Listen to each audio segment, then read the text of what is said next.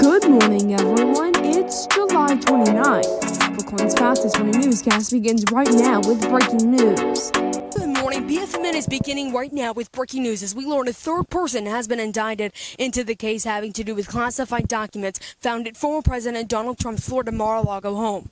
Carlos de Oliveira, explained to be a property manager, was charged with 4 counts having to do with deleting camera footage officials requested, which leads me to saying that Donald Trump and Walt Nauta have also had 2 charges added of altering, destroying, mutilating, or concealing a document. Oliveira is explained to be a property manager, and as I mentioned earlier, at Mar-a-Lago. According to the indictment, he was asked to delete a server that held the camera footage requested, in which he did so. Oliveira is set to appear in court July 31st. All right, we are going to keep you updated, of course, at brooklandnews.wordpress.com there, as Donald Trump is also expecting a 3rd indictment into the January 6th insurrection on the Capitol.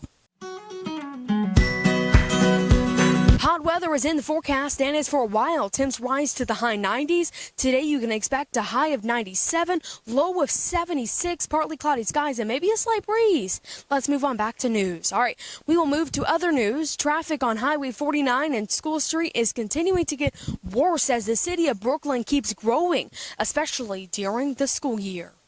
And efforts to lower the amount of time your delayed turn lanes are being added on both roads. Turn lanes will help move the traffic quicker and through, essentially. They're going to be, like I said, on 49 and School Street and hopefully up on Pine Log Road. While Bishop says the turn lanes are in the preliminary phases, we will keep you updated at brooklandnews.wordpress.com. Moving on, have you seen these? Well, they're called traffic docs. Basically, they take photos of your license plate and can alert police if you're wanted or flagged for some reason. The camera connects nationally and will alert even if the crime was committed in another state. Now, they cannot track speed, so your speed demons are good, while I definitely still would not recommend that. Sad news to pass along. Today, Arkansas State Treasurer Mark Lowry passed away this Wednesday. Lowry has just announced the day before that he would be retiring in September. Now, Governor Sarah Huckabee Sanders has ordered flags to be at half staff. Lowry had 2 strokes in recent months, which did not make anything better. His family was beside him when he passed. Lowry did ultimately live to be 67. No plea deal was given for Hunter Biden for now, at least, as he appeared in court over failing to pay taxes and illegally possessing a weapon. What him and his legal team thought was going to be a very easy case turned out not to be when the judge ultimately said more information was needed. Now, after many called the plea deal a sweetheart deal, now, in a letter, Hunter Biden was said to plead guilty to those tax charges, but ultimately pleaded not guilty. More information on this whole entire case can be found at brooklandnews.wordpress.com.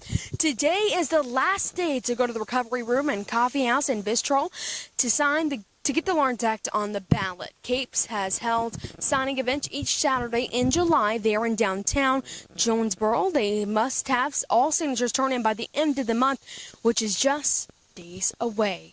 Do you think you've met the requirements? I think that right now, that if we continue pushing as hard as we have the past 2 weekends, that we have a really good shot about getting it on the ballot. You can visit Capes' website at saynotolawrence.org to see more events. All right. This is a special segment, as yesterday, Friday, was Brookland News' 1-year anniversary, celebrating 1 year covering the news, from getting to hear what you have to say and meeting the governor, talking to the mayor on a pretty often basis.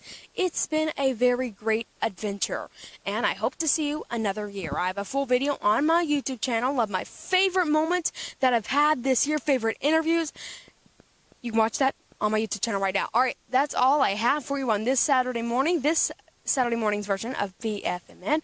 For all the information on the stories you just heard, you can visit brooklandnews.wordpress.com. All right, have a great day. You're watching Brookland News. I'm Jackson Mitchell.